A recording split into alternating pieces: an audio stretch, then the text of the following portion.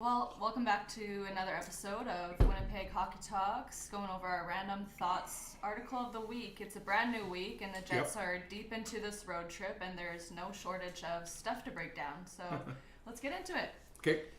Point one, let's kick it off with the big picture. 3 games into the road trip, and the Jets went 1-2. They finally stopped the losing streak at Game 4 and now sit at 13-11-0, still somehow hanging around the wild card spot, even when playing some of the worst hockey we've seen in years. Well, they're 1 point out of being tied for the last wild card spot. That's close. But there's 4 teams that are all 1 point ahead of. Really? Now, most of those teams have already played more games, a couple more games. So that's the good news. So okay, win a couple. Like I said, let's just hang around. Yeah. Well, 2-0 early in the first is not hanging around. No. Of course, the game's not over. 5-game road trip, and we're 1-2 on it so far, but we're still kind of hanging around, not playing way off. Well, I didn't think we were awful, but there's some things I want to address, and one of them is goaltending. We'll get to that later. Yes, we sure will. Lots to talk about in that category. Point 2, speaking of challenges, and point 2 you bring up how a lot of fans are focused on Hellebuck being out while you're more worried about the lack of scoring. Up until Saturday in Nashville, there hadn't been any secondary scoring since the last win 5 games ago versus Columbus. Yeah, telling story, isn't it? I don't know how a team that's considered elite can. We've been fighting second tier scoring for seems like 6-7 years. We always have a good first line, good third line, adequate fourth, and we've always been looking for that second line magic. We've had it now for a couple of years, when we had Nick there. But he's gone, and we've just we've never found that second line oomph that a lot of teams have. Brought in Sean Monahan, he helped, but these guys, we have a lot of our second line guys have come and gone. So yeah, we gotta score goals. I mean, I'm not happy with the goaltending at all. But sometimes you got to score goals too. Like, so the other night we scored 5 against not so good Nashville team. Yeah. That was expected, and we did it. So good for us. But the guy that was just on the screen there, Cole Perfit, he's got to get going. But that's another story. We'll get to that a little later. We'll move on. I'm not happy with him. And in point 3, you bring up how crucial it is to score first. On Saturday night, the Jets scored the first 3 goals and ended up winning 5-2. Like you just said, it's like a completely different team when you get that early momentum. Yeah, they are. I mean, but in fairness, most teams are. Yeah. Because you score the first goal or the second goal. Sets the tone for the whole game. Well, the teams have to come to you now. Yeah. You can take advantage of their mistakes and get the score back up. Yeah. So, but the Jets were the kings of having a 1 or 2 goal lead and just shutting the other team down. And plus, you got one of the best goalies in the world. So, right now we don't have a lot of scoring and we don't have goaltending. So, and you need both of those to get some wins under the belt. Point 4 from the put that in your pipe and smoke it file. My favorite. Yeah. You noted that you wrote this thought after the second period against the Caps when the Jets were down 3-2. 2 of the 3 goals Eric Comrie let in were basically muffins. Very low-level chances. So yes, like you said, goaltending can be blamed here too. Well, the thing is that teammates nowadays will never, blame their goalie. They might, I don't know what's said behind closed doors, but coaches will never throw a guy under the bus in the media, except John Tortorella. He'd just say, it'd be nice if one of our goaltenders would make a fucking save. And he has said that. Do I have to get the chichinga? I gotcha. Okay. Anyway, yeah. Okay, so you played ringette, and Dakota was your goalie. She sure was. Did you ever, say to her, Dakota, we need to save. Make a save. We need to save. Or was it just Kumbaya 3-0? Oh my God. I don't know if it was a good idea to have that up here when as entertaining as it is. But looking back, the only goals I was like, Coda could have saved that were really good goals. Yeah. Other than that, it was like, no, I think the D could have come together a bit more. We could have done more back checking as a forward. There's so much leading up to getting to a goalie where, I don't know, you can make a play, you can push the other players out, you can check. But the only goals I ever questioned her letting in were really nice goals. Yeah. Well, when I played, we didn't have such thin skin. Like our goalies, we'd say, come on, I'm trying to think for our goalies. Ray, come on, Ray, we need to save. Get your head out of your ass. Let's go. You pump the guy up a little bit. So, is that the fourth goal?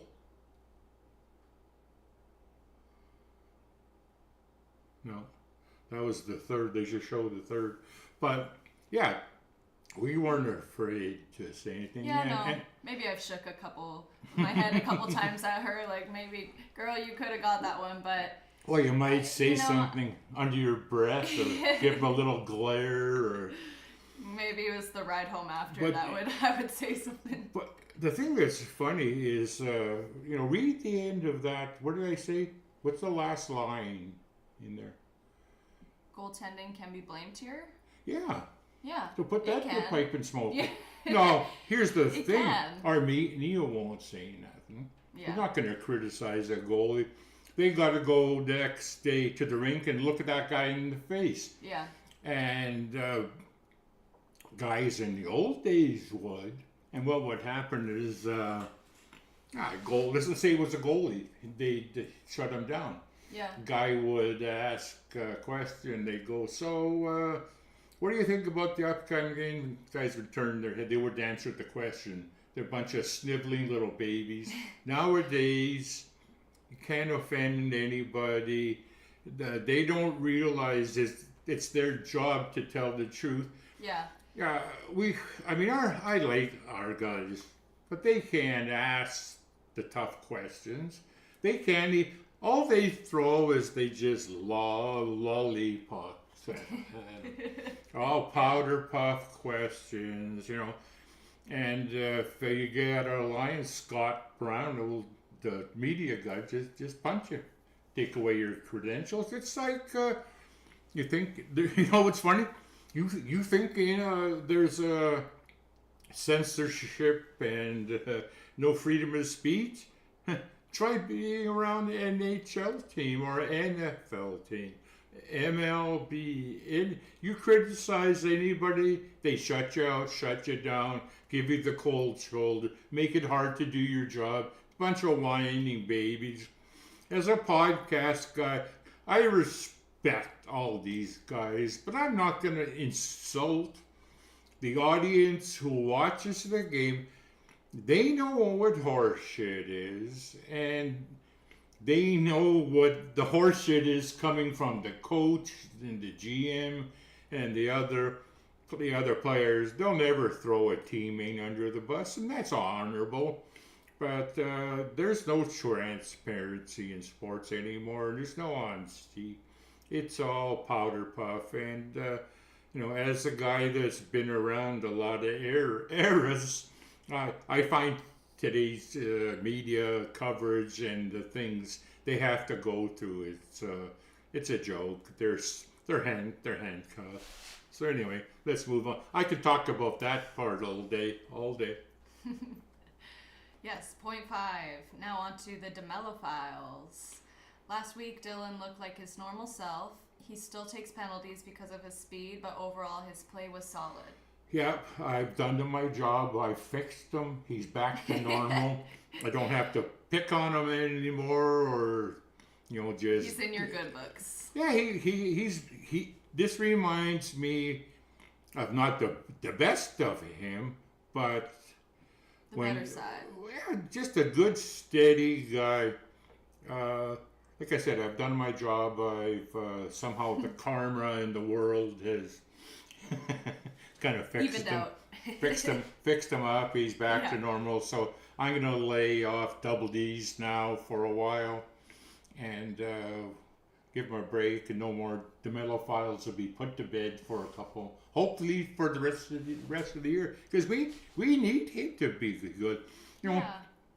People think I say these things and that to be an ass. I like my players and I want them to succeed. But when they're not, I'm not gonna blow smoke up your wazoo. I'm not afraid for people to get pissed off at me. I got thick skin. I know my truth and I know the truth.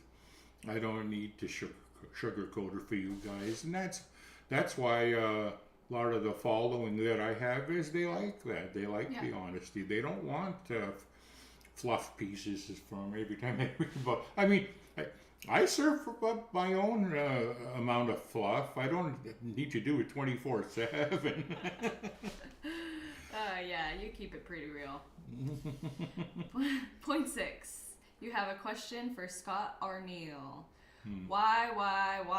The Cole Perfetti penalty and goal really shifted momentum, and some of that came from a simple mistake like Luke Shen not converting a dump-in. The building comes alive after being dead post-penalty. Cole Perfetti had just scored earlier, makes it 3-0. We're home and cool. The place is a more, they're disinterested. The team looks like they're ready to pack it. And Luke Shen has the puck at center ice. All he has to do is get it in deep. He flubs it. It only goes in halfway. Right? He goes, because they're on the long change in the second period. So he's here. He has to get to the bench. He bolts across. He's way too late because the puck didn't get in. They turn it up ice. Odd man rush. They didn't score. The guys did a pretty decent job of, if I remember, of stopping that play. But the ensuing pressure, they couldn't get the puck out, and they were getting tired. I believe it was Perfetti, like I say. He took the penalty. Of course, what happens? They score on the power play. Now they're awake. The building's alive. Yeah. And the momentum shift was completely over. Now we got a game from one simple dump in from a guy that probably doesn't have to be in the lineup. They could have left Salamanson in for Nashville game quite easily. I think they let Luke play because he lives in Nashville now and his family is there. But that's nice, and that's a Jets kumbaya thing. They do that crap all the time, and that's why players love it here. But there was no reason for him to be playing. We picked him up for playoff depth last year. I like his toughness in the playoffs, but he's slow. He's a bit of a pile-on. He doesn't handle the puck that bad, but he's not in any team's top 6 defensemen. Shouldn't have been in the lineup as far as I'm concerned. And that's why I'm going, why? Didn't need to dress him. And yeah, he makes a lot of mistakes. I don't dislike him. I don't want that. I like his toughness and that, but Yeah. yeah. Point 7. Looking at Schultz. Jeez. Looking at shots on goal metrics, I was combining the words, is basically useless with the Jets. Oh, yeah. Sometimes they shoot a ton, sometimes barely at all, regardless of position. Overpassing has been a constant issue. Well, this has been the Jets for years. They like puck possession, getting the puck in, cycling. They don't like to give it up. There's a lot of teams like, we'll say Carolina, that everything is at the net. And then you look at the stats at the end of the game, 32 shots on goal. It looks impressive for shot metrics and for analytics, but 3/4 of the shots are muffins. They're nothing. Yeah. Jets generally speak. Let's see if they get 16 shots on goal. They're probably decent scoring chances because they do make a lot of nice plays. One of the faults for these guys is they tend to overpass and they make those pretty plays. Yeah. Jets score a lot of pretty goals. They do. Yeah. But they don't have to be pretty. The ugly ones count too. They just gotta go in. That's They right. just gotta go in. It's got to ripple. They don't even have to ripple the twine. Just cross the goal line. Yep. That's been our bugaboo for years. So, yeah, trying to guess the score of a Jets game from the shots on goal could drive the best prognosticators crazy. Point 8. Moving to the Moose. Mm-hmm. They went 2-2 last week. Now 11-8-2-0, tied for second in the Central Division.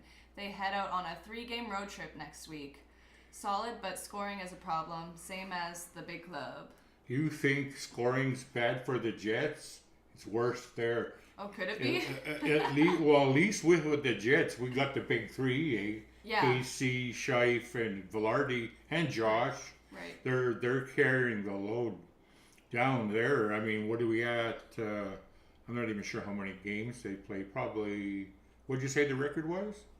The record is 11-8-2-0, and they're 2-2 last week. Okay, so that's 21 games, and their leading scorer might have 12 points. It's not very good. No, that's not getting it done. So they got some good players though, like a guy like Danny Zhilkin. Boy, oh boy, I can't believe that guy's not a point per game. But they do have their issues. Yeah, they don't score much. Luckily, we have decent blue line and decent goaltending, and they have a lot of serviceable forwards. Got a lot of grinders. I keep my eyes on the prospects. The guys that we'll be seeing up with the Jets, and guys like Lambert and Yeager. My favorite Chibrikov, and there's a couple other good young guys. Those are the guys I want to see scoring. So they're not. A couple of the veteran guys are, but they're not good. Their record's good, but they're not scoring worth a shit. Yeah. Man, well, hopefully it's hopefully it's a better road trip for them this week. Yeah. Point 9. Elias Solomonson and Thomas Milic both made NHL debuts last week. Reviews were mixed, but in your opinion, both were solid players. Out of the two, is there one that impressed you more? Yeah, but you should read the rest. It's a bit of a shot. I said the the only You're cracking yourself on this yeah, one. the only Here, I'll get it opinion. pulled up. Oh, here you go. You got it here. All right. Picture of Yes.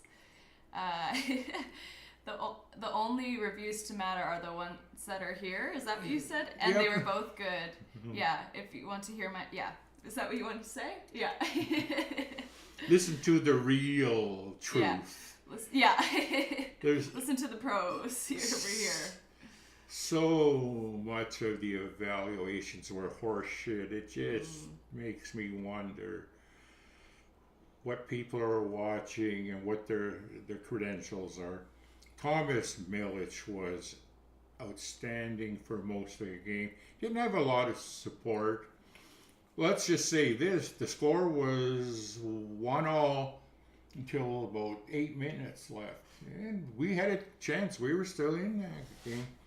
Couple goals beat him, and we did not give him any goal support. And I thought we pulled the goalie at 3-1. They scored an empty netter, and then after the empty netter, they got the 5th goal. That's probably one he would have liked back. There was less than a minute left, and everybody on the ice was kind of, whatever. It was a screen slapper that beat him, made the score look worse than it was. But overall, I thought he looked good. Salamonson got 2 games, and this was the part that pissed me off. Like in the 2 games, he was -5. Well, one game was the shutout, and the other game they lost 4-3 because fucking Comrie decided to sieve it up shit. Anyway. It's a double one.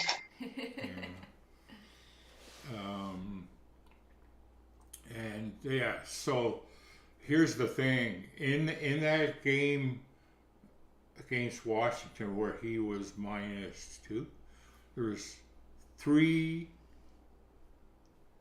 other defensemen that were also -2. So why point him out? Yeah, backed in. He backed in a little too deep on one play. Kyle Connor was a 1.5 feet away from the guy that scored and put little effort. That big goal was basically the one I'm talking about. Was basically, as it turned out, a 3-on-4, and it was a good shot. I thought it was a hard shot. And then that one by Vitsk, and I just about puked. It's like I think you want to talk about a muffin. Oh my God, guys could have caught it with their bare hand. So bad it was. Oh gosh. So poor Salamonson gets blamed. Not he didn't get blamed. They said he was -2. And Comrie, I was not impressed. So the thing is too is we're talking about Comrie and he's down 3-0 and hasn't looked good. But a lot of that was also the team. So yeah, we'll move on before I get mad. Point 10, a quick fun one. Your all-time favorite Jet is... Yeah. Ulf Nilsson? Yeah. All right. Nilsson. Why is that? Why is he your all-time favorite?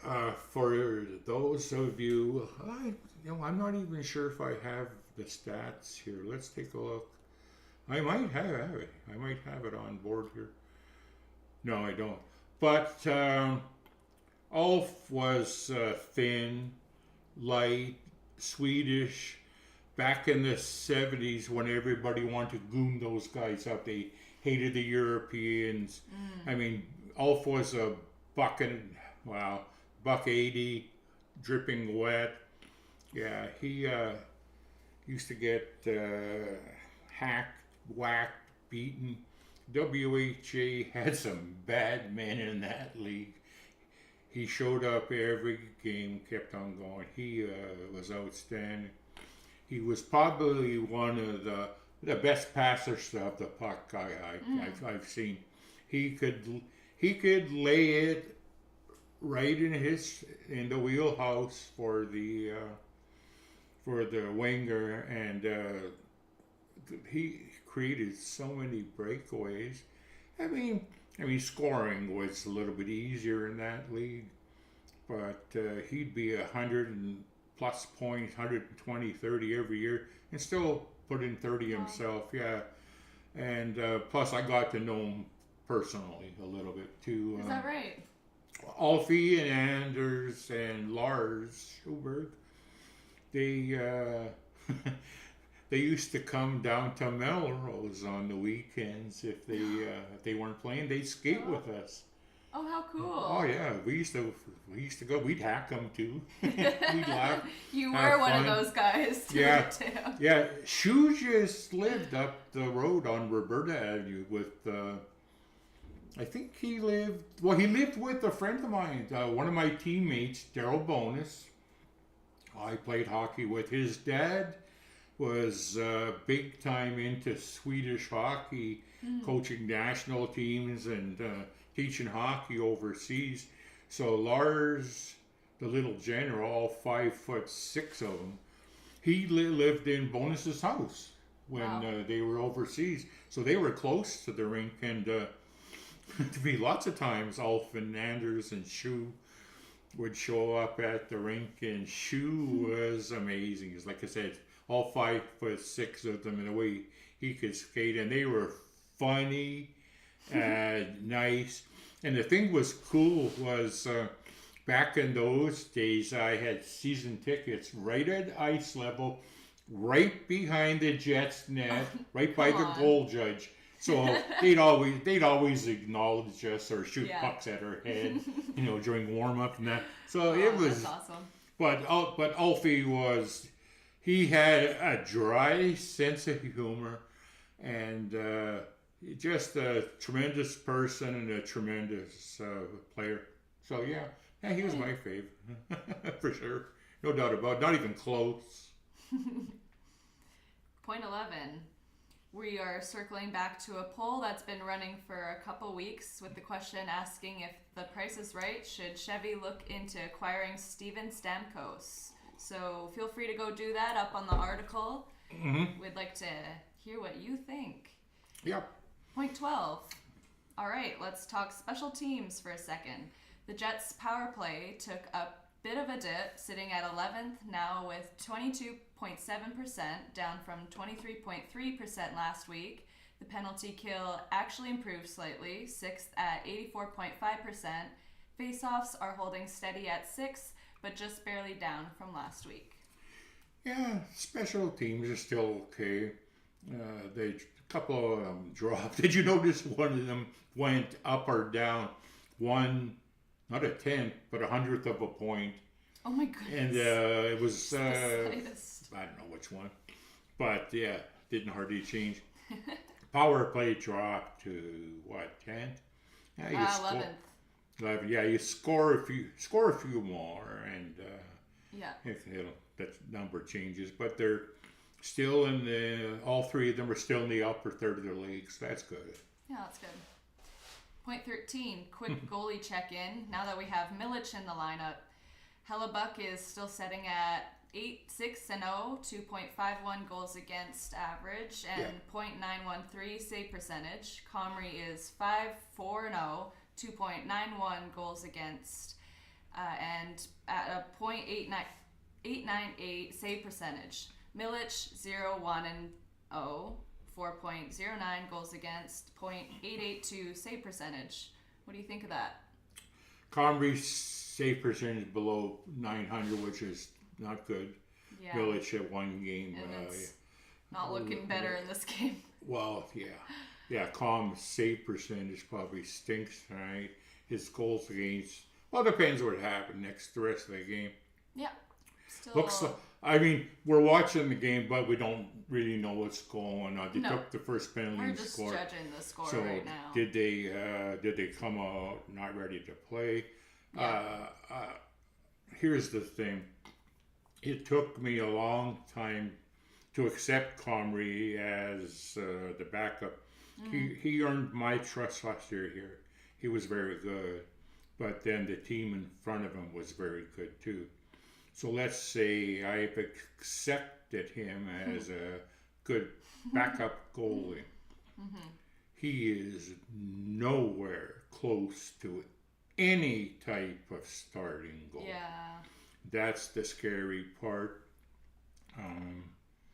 Millich will get a chance.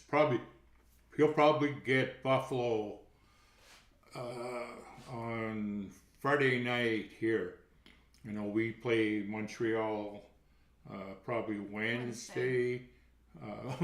I said I was never going to do this again because last week I screwed up. I screwed up, and I was talking about a couple games. I had everything right, but I had the wrong days, and I'm going, oh yeah, some hockey fan, you really know what you're talking about. But let's look at it. You got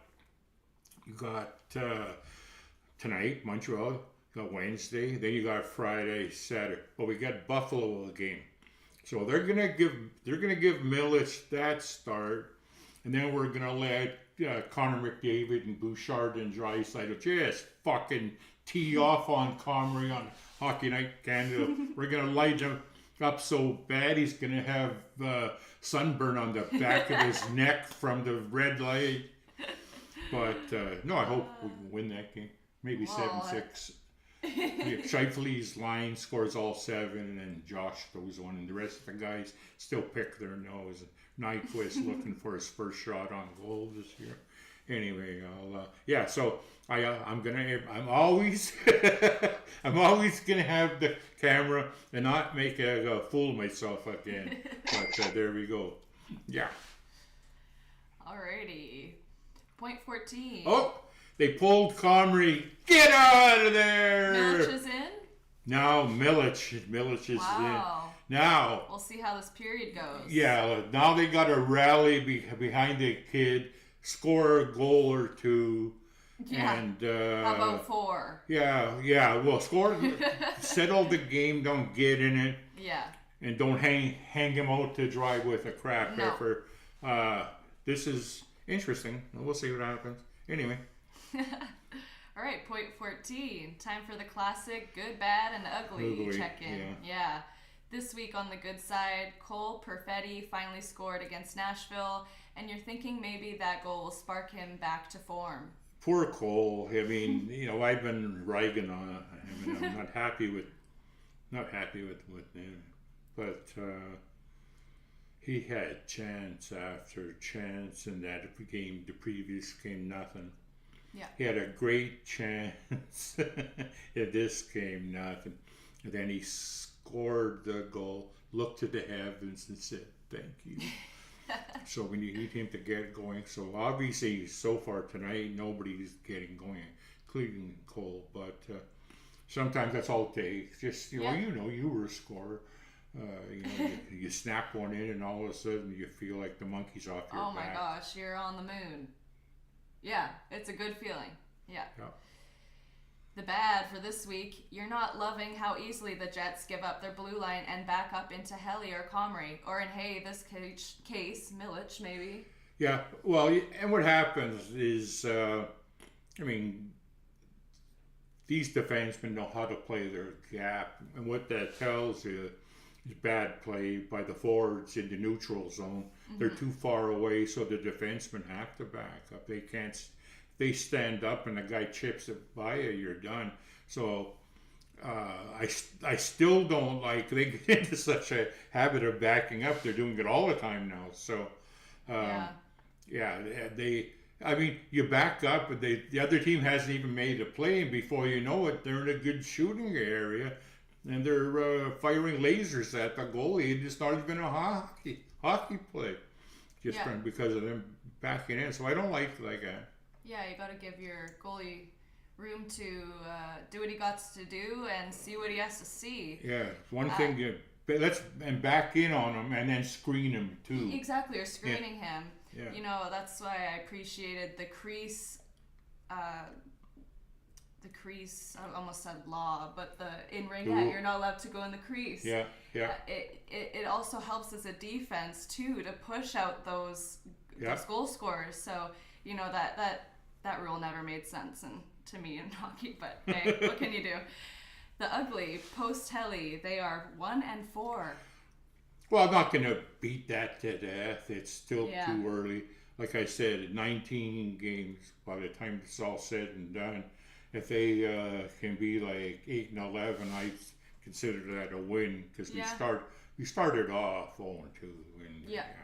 Yeah. yeah, we got to score the next goal in this game and make it interesting because I don't like our chances as we don't play well in Montreal. Anyway. Point 15.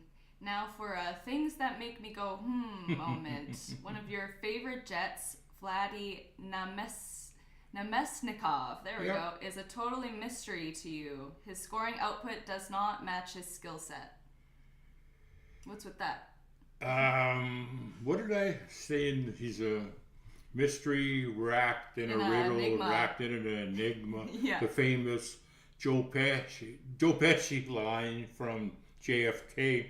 But it was also the famous line from Winston Churchill. But Vladdy has so much skill. It looks like he has the skill of 70, 80 point guy, and he's lucky to get 40. It just they don't correlate. He looks pretty, but he doesn't accomplish a lot on the scoreboard. I still like him. He's a very useful player, but he puzzles me. Yeah. You know, there's always been guys like that. Even there's players on my team we played with. They look like in practice they look so pretty, dangling and roofing it top shelf, and then in the game it's like nothing. He has performance anxiety or something. No, he makes a lot of nice plays. I'm not sure that he's driven to put up big scoring numbers. He would probably like to just be a good defensive player. Yeah. I'll see who's messaging. Maybe it's a question. Yeah, it could be a question for whatever. Or a friend commenting on the game right now. Just had a comment about Stanley was being brutal tonight. Yeah. So, point 16, we go into our next things that make you go, Laurent Brossoit is without a home. He hasn't played for Chicago since signing a 2-year deal last July, and now the Blackhawks are letting other teams talk to him. Could be a bargain, especially with salary retention available. Is he someone the Jets should be eyeing? Is that why you're mentioning this? Yes. Duh. Just, when he was here, the Jets didn't want to lose him. Oh. But they knew they couldn't afford to pay what he was worth. The big bucks, yeah. It wasn't even big buck. He signed for 3, but that's a $3 million plus. That's an awful lot for a backup. Him and Harley got along great. Brossoit was just a little bit below a really good starting goaltender. So he signs with Chicago 2 years ago. Right. Gets injured or has surgery. He has not played a game for them yet. So they've already got they have Spencer Knight, and they have 2 established goalies, and he's ready to play. So Chicago can't activate him because they don't have cap space. Oh. But they can retain some salary if they can make a deal, and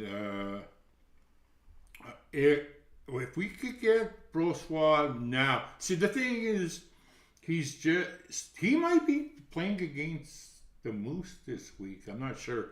Anyway, I guess it all depends how long it would take to get back into game shape.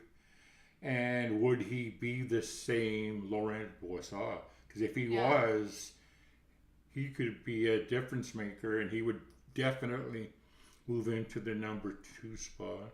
But the Jets don't care about improving their team, Simon. They just want to keep everybody happy and that kumbaya, and we all love each other. And but they love each other, but their seasons and tickler has got a while to watch that. So I would.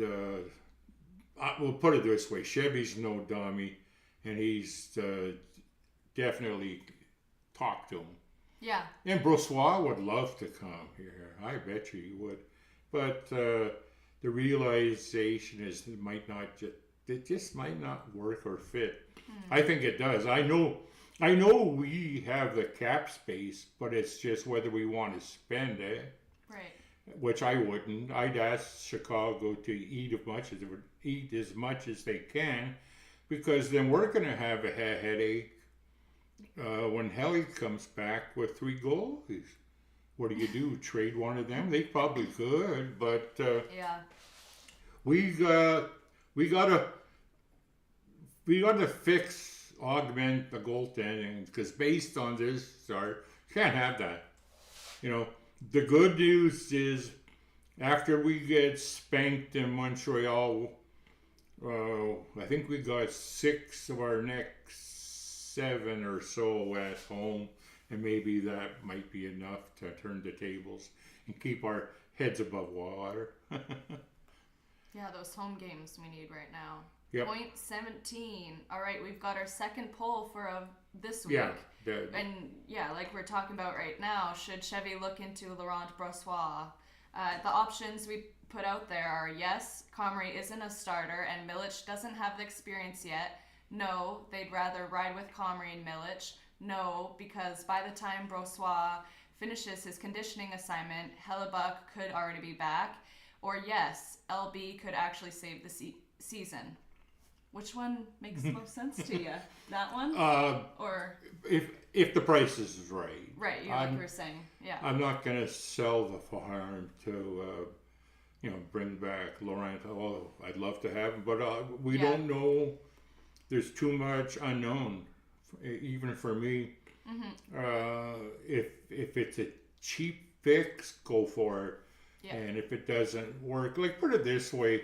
As much as I love Milic, this might be too big of an ask for him, and maybe Combs and Laurent Brossois can nail this thing down and get us, stabilized, get the goaltending. Yeah. I mean, LB hasn't played for a year and a half, but these guys, they don't lose it. You hope, and if we could get him back at 90% of what he was, that's a win. But I don't know how you determine that. I'm sure, put it this way, the Jets are going to have 2 or 3 pro scouts watching the AHL games in his conditioning stand. Okay. And they'll advise accordingly. And I wouldn't be surprised to see him here, though. We shall see what the future holds. Yep. Point 18, we're switching gears a bit to one of your many NHL pet peeves. Yep. Hockey announcers who praise a player's points while completely ignoring how poorly they actually played. For example, Saturday night, Gary Galley was raving about a guy's 2 assists, but the rest of his game was a tire fire. Yeah. Well, like I said, you keep it real over here. You can acknowledge both things. Yes. Yeah. You can say that's the thing. 2 truths can exist. I didn't mention the name because I didn't want to pile on the guy, but most people know who it was, who I'm talking about. Right. But that's what happens when you get these announcers from the east to west, whatever. They don't know much about your team, don't watch you a lot. They're misinformed, and when they do their pre-game research, they look at stat lines and do. In this case, he was referring to the stat line of that game, and I was like, ew. Yeah. not good. So come on, guys, do better. You're better. No, actually, you're not better than that because it happens all the time. Yeah. Point 19. Here's one from the "You want the truth, you can't handle it" file. Maybe last year was the outlier, but is this really what we should expect from the Jets this season? Are we seeing the team's true colors now of... I like how you sugar-coated that up for me. You want the truth? I want answers. You can't handle the truth. No, I just tongue-in-cheek said that just to piss off some of the readers. And and maybe yourself. Well, right now we're not playing like Stanley Cup contenders, and last year wasn't an outlier. Yeah. They're a pretty good team. Yeah. And we'll get her back on track, I hope. But you just throw it out there. Yeah. That's a pretty big outlier to win the President's Trophy. The Rangers did it a few years back. They won the President's Trophy and they missed the playoffs next year. We don't want to do that. No. That'd be a lot of grumpy curmudgeons out here in Charleswood, and a lot of grumpy Jet fans across the city and the Canada. The Jets have a lot of fans abroad, you know. Yeah, I've realized that too.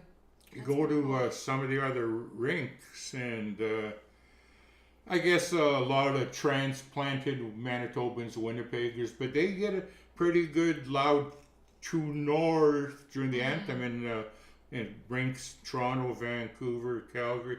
And I think Jet fans, they travel pretty well too.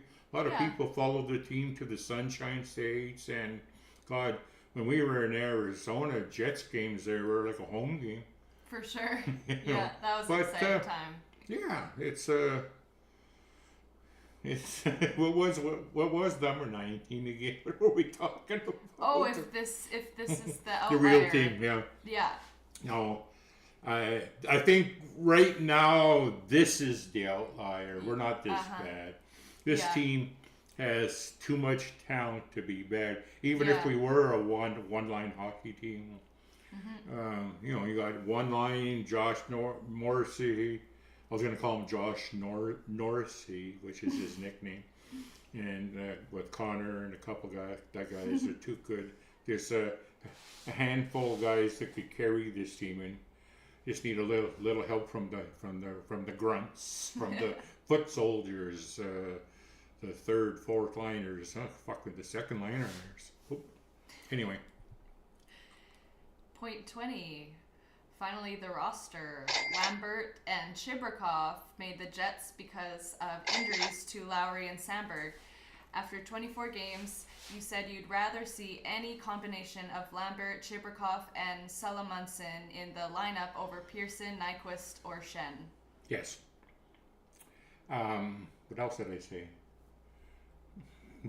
This is kind of important. Here, you say, I'm not sure Brad Lambert or Nikita Chibrikov earned their way onto the Jets roster coming out of training camp this year or not, as I didn't attend camp this year. Yeah, they did make the roster. I had no personal insight. Yes. I couldn't render an opinion. So you trust the coaches. So whatever. But you said you weren't sure of the criteria they're used to justify like ice time and roster positions occupied by Tanner Pearson and Nyquist and Shen. Yeah, if you remember the preseason one we did as a practice, I had mentioned, and I thought Chibrikov would make the team, and Lambert was still a year away or a part year away. Because his last year was so bad. I mean, he went from 21 goals down to 6. Oh, wow. They were lucky. Obviously, they played well enough to stay with the team through camp because of the injuries. Right. So you have a 23-man roster, and with Lowry and I think with Sandberg not on IR. I'm just watching the game here. We just scored. Woo! We needed that. I think KC might have tipped one home there. Anyway, or maybe Cole. No, it was KC. So anyway, they got to stay on the roster. They didn't play a lot, but just practicing, traveling, and being with the big team is a good learning experience. Totally. They both got sent down as soon as we got healthy, and that's when Lambert started his pout anyway, and he's not happy being sent down. But the thing is, and now looking back at it, I don't blame him. There's no criteria. You can spin it any you want, Coach Arneal or GM Chevy. There's no way you can convince me that those other three that I mentioned, and I don't want to crap on Pearson, Nyquist, and Shen. They're good depth guys, but they're not bringing anything to this team right now. They're not bringing anything to us long term. So why not if we're gonna stink and lose, do it with the kids on the job training. Maybe they learn something. So I've gone 360 on that, and I'd rather see them playing here, whether they deserve it or not, because they're the guys. They're going to be the next ones up. Let them get their feet wet now.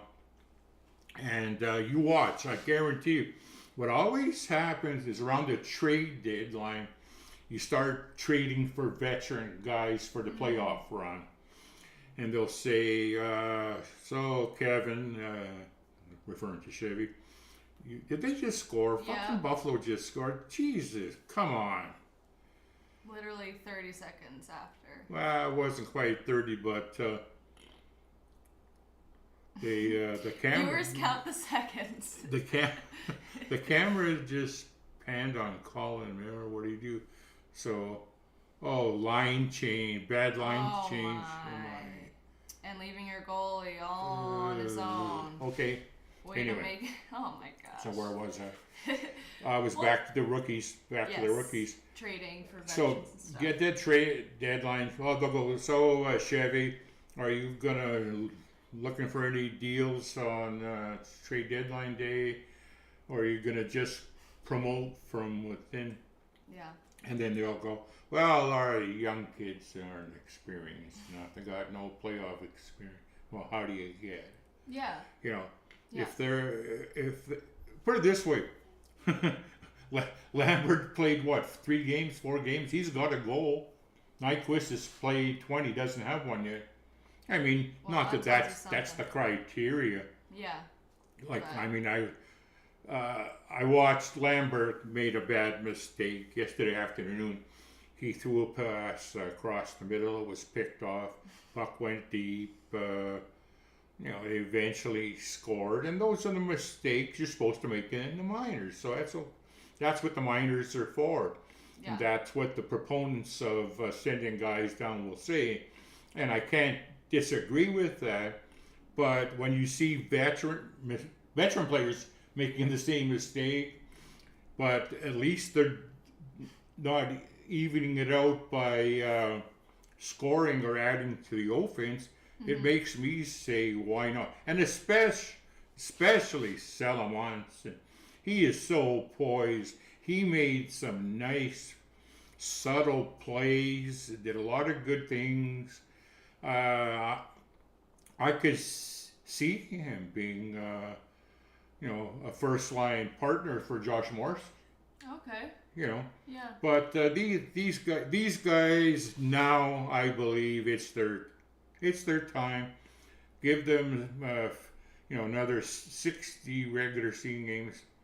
Get their feet wet, cut their teeth, make their mistakes, and let's have them ready for the playoffs, and then there's no excuse.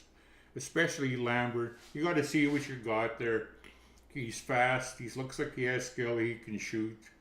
I'd rather see a 20-year-old than a 35-year-old. So, yeah, let's. And you know what? I don't want to hear the rhetoric. What did I say? I have eyes. Yeah, you have two eyes. I've You been can watching see. this game for a long time. I coached, I evaluated, I was a scout. So you're not going to feed me your horse shit and expect me to believe it. So there we go. No, we know that. All right, we are done with our points for this week, so it's time to move into our viewer questions. Yeah. And we have a couple good ones from Ben. Our first one, he asks, Good old Ben. good old Ben. Jets are in the top 10 in both penalty kills and power play percentages, so that would indicate our 5-on-5 play is the sore spot, which was the opposite last season. I've noticed horrible giveaways in our zone and the neutral zone, but also a lot of pucks we are raking out of our net from lost coverage. Aside from Ehlers, the roster hasn't completely turned over. What do you see as the glaring differences between our 5-on-5 play that won us the President's Trophy last season versus our 27th position thus far? Ehlers. Yeah, he You basically answered his own question. It's the depth scoring for sure. Their metrics, special teams, and everything are at the upper echelon, upper 1/3. So it's obviously the even strength goal scoring. Yeah. Every team goes through goal scoring slumps. Can you imagine if the Shifley line got dry? It can happen, and it's ugly. That's scary. It's happened a couple times. They get snake bit, and before you know it's shutouts. So yeah, that to me is like Ben answered his own question. Yeah, it's 5-on-5 play for sure. And why? Don't we take away Nick Ehlers and you add a Pearson Nyquist? There you go. There's your solution. Yeah, it's pretty simple. Our second question, how would you grade Comrie's performance post-Heli, taking into account the subpar play in front of him? Want to count tonight? Well, I mean, we or should it's, not? it's not our fault we're seeing it. True. I think I mentioned earlier that for me, Comrie was more than an adequate backup. Starter? No. Not a No, starter. no, no, no, no, no, no, no, no. No, Not no, close. no! Say it with us. No. No, he's not, and I want to, selfishly and ignorantly, I wanted Milic to steal this game. Oh, we almost scored there. Steal this game, and then maybe Milic can sort of grab the reins here, and that's asking a lot. That's a reach, and that's pipe dream. But would have been nice. It's happened before in sports, but for me, Combs is not the answer, and I'm back with him where I was 2 years ago. I was pissed off they didn't sign Brossois. Big deal, $3 million. You know the cap was going up. Let's stop signing this budget crap. Yeah. We need goaltending, and in today's NHL, a lot of the good teams, they do have two good goalies. I know there's people and even media guys in this city that like Comrie, and they feel that he's not. He's not. Just trust me, he's not, and we're seeing it firsthand. So I don't want to say I told you so. And once again, like you say, I want my guys to succeed. I think when you got shaky goaltending in that, I think you maybe got to get your team to completely buckle down and play for a 1-0, 2-1 game. Can't open it up because Buffalo has 4 goals on us. I want to puke. Puke's a funny word. The third question from Ben. Considering the record, is Chevy more aggressively looking for that goalie that can help bridge that Helly injury gap more than he would have been since Game 1 post-Helly? Check. I'm sure he doesn't want the Jets too many points out once 37 returns. Chevy's been known to make some good moves, some great moves, but the thing with Chevy, he moves at the pace of a snail. Like, this needs to be done yesterday. And I'm not even joking, if I'm the GM of this team, I was probably on the phone, Helly had the surgery. Yeah. I wouldn't have faith, but you're going to say the right things like, now it's up to Comrie. No, it's not up to Comrie. He's never shown anywhere that he can carry the load. He's been in Phoenix, he's been in Detroit, he's been in Buffalo. He's never been capable of grabbing the starting reins, and there's a reason why. He's just not a starter. So, yeah. That Stinks. answers that. So yeah. Chevy should be on it big time. All right. That's it for this week's Winnipeg Hockey Talks podcast. Thanks so much for tuning in and listening to us break down all the Jets and Moose action. If you enjoyed the episode, be sure to like, comment, and subscribe. We have a new article come in next week and another live chat on Monday. Best of luck to the Jets in the rest of this game and the rest of the week.